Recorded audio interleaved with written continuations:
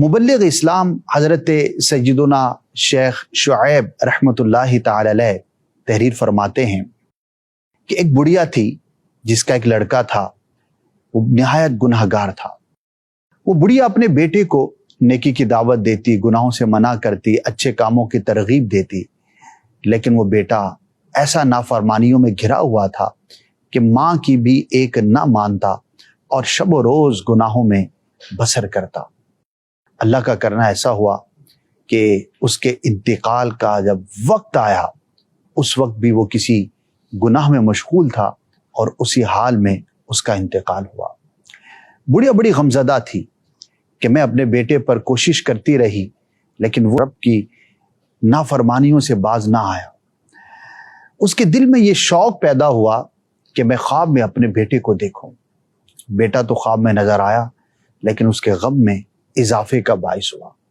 وجہ یہ ہوئی کہ بڑھیا نے اپنے بیٹے کو عذاب میں مبتلا دیکھا۔ جب وہ خواب سے بیدار ہوئی تو پہلے سے بھی زیادہ غمزدہ ہو گئی۔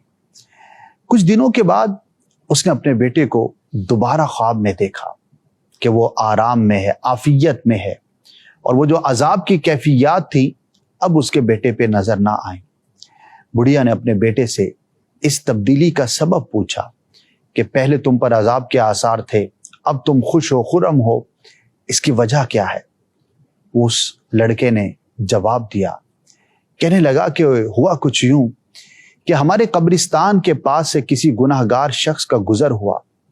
اس نے جب قبروں کو دیکھا، مردوں کا تصور کیا تو عبرت حاصل کی، اور موت اور قیامت کے بعد کے معاملات کو ذہن میں لا کر اس کے دل پر ایسا غلبہ ہوا کہ وہ توبہ کی طرف راغب ہوا۔ اللہ پاک کی بارگاہ میں اس نے اپنی تمام گناہوں سے توبہ کی، رجوع اللہ کیا، اور آئندہ کبھی گناہ نہ کرنے کا پکا اور سچا ارادہ کیا۔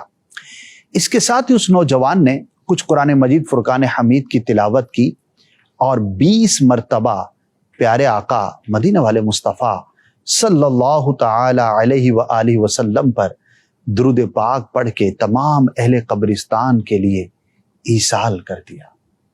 اللہ پاک نے وہ تمام ثواب ہم مردوں کے درمیان تقسیم فرمایا۔ میرے حصے میں بھی اس ایصال ثواب میں سے کچھ آیا۔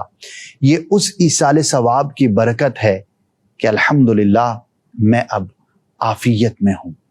اور اس توبہ کرنے پر فرشتوں نے بھی بڑی خوشی کا اظہار فرمایا تھا کہ یہ اللہ کا بندہ رب کی جانب رجوع لا رہا ہے، اور اللہ تبارک و تعالی نے اس طرح مجھ پر سے عذاب کو دور کیا۔ اور پھر کہنے لگا، اے ماں یاد رکھو کہ پیارے آقا صلی اللہ تعالی علیہ وآلہ وسلم پر درود پاک پڑھنا دلوں کا نور ہے، گناہوں کی معافی ہے، گناہوں کا ازالہ ہے، اور زندوں اور مردوں دونوں کے لیے رب عز و جل کی رحمت ہے۔ اللہ پاک کی ان پر رحمت اور ان کے صدقے ہماری مغفرت ہو۔ ناظرین، اس واقعے کے اندر 2-3 باتیں بڑی اہم ہیں۔ سب سے پہلی بات تو یہ یاد رکھیے کہ کسی فوت شدہ کو خواب میں دیکھنے کا جذبہ بیجا دل میں نہیں رکھنا چاہیے، ورنہ بعض اوقات اس کی کیفیت اچھی نہیں ہوتی تو ہمارے غم میں اضافے کا باعث ہوتی ہے۔ بہرحال ماں باپ ہوتے ہیں، دل میں ایک شوق ہوتا ہے، ایک الفت، ایک کیفیت ہوتی ہے۔ دوسری بات کہ جو رب کی بارگاہ میں رجوع کرے اور اللہ پاک کی بارگاہ میں توبہ کرے تو اللہ پاک اسے کیسا مقام اور مرتبہ عطا فرماتا ہے کہ اس کی توبہ پر آسمانوں میں فرشتے بھی فخر کرتے ہیں، خوشی کا اظہار کرتے ہیں۔